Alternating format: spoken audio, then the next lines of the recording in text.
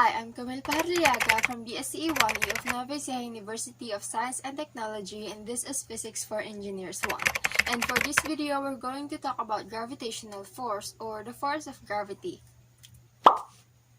So, force of gravity. We all know that any object, no matter how heavy or how light it is, when they fall to the ground towards the Earth's surface, they all have the same acceleration, which is influenced by gravity, and that is equivalent to 9.81 meters per second squared.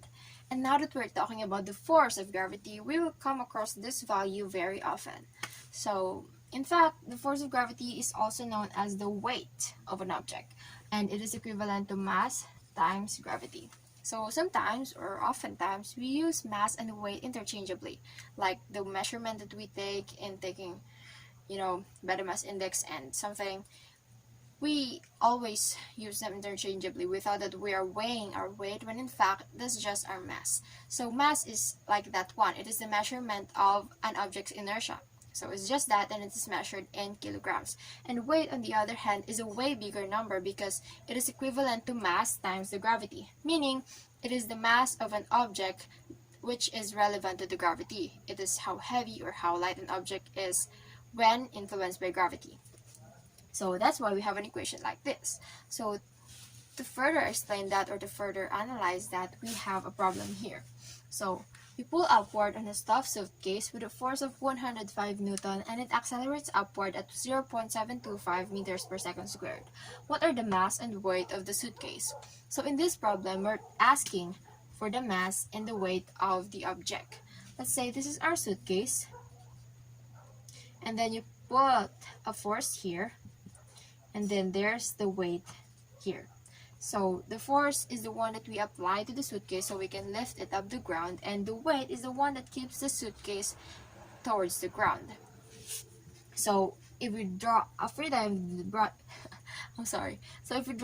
body diagram of this illustration, we have here the suitcase, or this is our point, and then this is our force, this is our weight.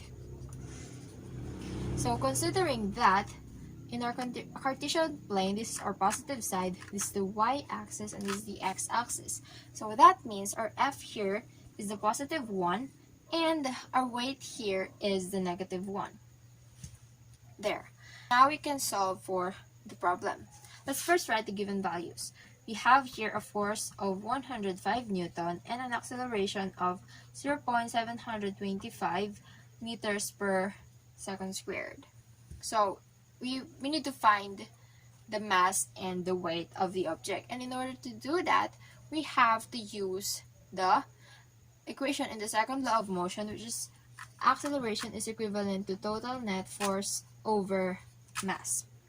If we derive this equation, we will get force is equivalent to mass times acceleration. And we're only talking about the acceleration in y here because our forces are only in a vertical position, so there's no horizontal one, there's no x component, we're only talking about the y component. So yeah, so our total force or net force equivalent to mass times acceleration times y.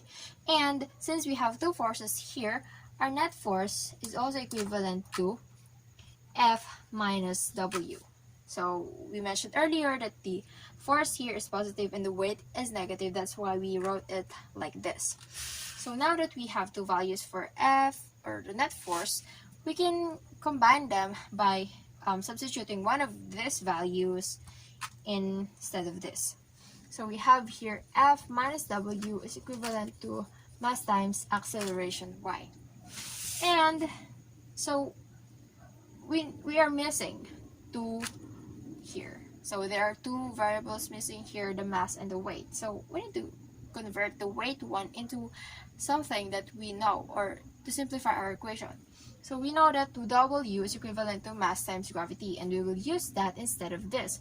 So we will have F minus mass times gravity is equivalent to mass times acceleration y. And then we will get mass times acceleration y plus mass times gravity is equivalent to the force. And then since we have two m's here, we just need to factor out that, and we will have m's equivalent to a sub y plus gravity equals F. And we need to divide both sides by a sub y plus gravity, and we will get m is equivalent to F over a sub y plus gravity. So this is our equation for mass now. And in substituting, we have here a force of 105 Newton, an acceleration of 0.725 meters per second squared, and a gravity of 9.81 meters per second squared. There. So that's why our mass will be equivalent to 9.97 kilograms. So that is our mass. So to solve for our weight, we have here an equation here like this. So we have weight is equivalent to mass times gravity, and we have 9.97 kilogram times 9.81 meters per second squared. And we will have a result of 97.8 Newton.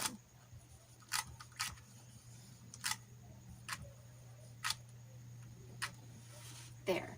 So as we can see, our mass here is 9.97 kilograms and our weight is 97.8 Newton. So as we can see, weight is so much bigger than the mass because it is a mass multiplied by gravity. Weight is the mass that is influenced by gravity. So maybe now we can stop interchanging those two terms and thinking they mean the same thing. So yeah, so this is the force of gravity in example number 1. Thank you so much for watching.